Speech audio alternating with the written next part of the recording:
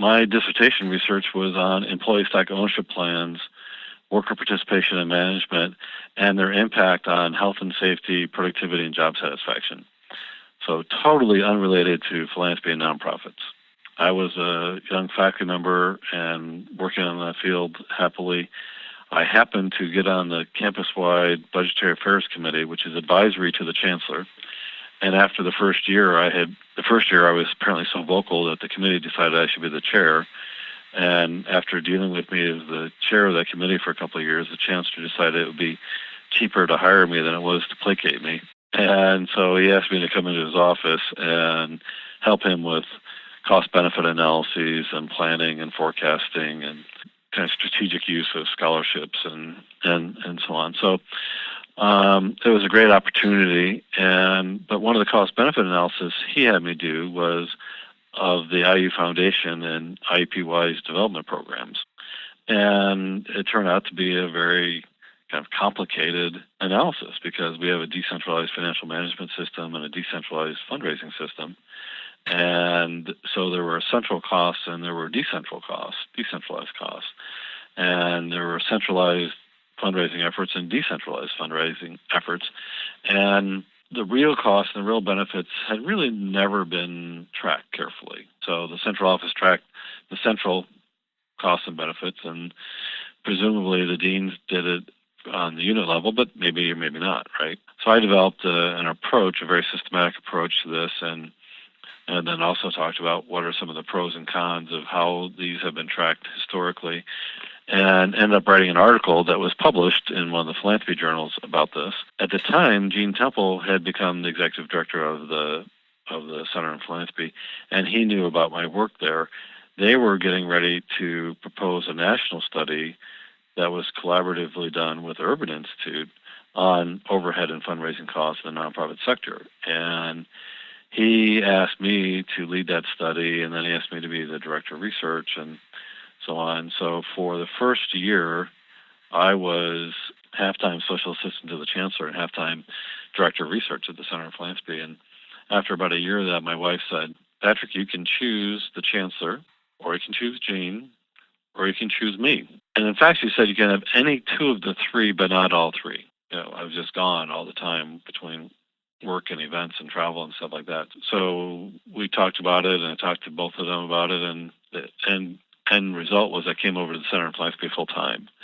And the chancellor was very gracious about it. Shortly after I got here, I switched all of my research energy and efforts to work on philanthropy. I've not looked back at the research I've done on employee ownership and worker participation, even though I found that fascinating. I fully dove into this field, and so in some ways I was a latecomer, but I've been, very committed to it and, very much in love with the work. My first recognition of philanthropy, although they didn't use the words, we used to go to Mass every week as kids, and we didn't, at that point, my parental income had this roller coaster life cycle to it. But for most of my childhood, we didn't have very much money. And in fact, we had 4 boys in a 10-by-10 bedroom for most of my childhood. And we each had a bunk and one drawer in the dresser, and we could jump from one bunk bed across the room to the other bunk bed.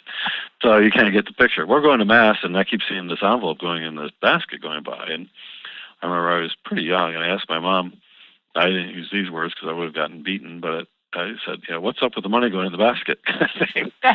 And my mom said, I'll never forget, my mom said, your father and I think we should tithe, and that we should tithe till it hurts. And my point in telling this story was to a group of fundraisers was, I think that's for many people, that's their first exposure to philanthropy. One of the fundraisers came up to me and said, well, giving should be a gift of joy and not painful, and it should be something that is celebrated and thoughtful and deliberate and not any sense of obligation, and so on and so forth. And so this is a room full of several hundred people, and I said, well, you know what? That's not what my mother said. At the end of the day, I do think for a lot of people that parental role plays a part. And in fact, In the Center for Philanthropy panel study, we have found statistically that there is, even after control for differences in income and educational attainment for both the parents and the children, that there is a statistically significant linkage between the religious giving of the adult children and the religious giving of their parents, and the secular giving of adult children and the secular giving of their parents.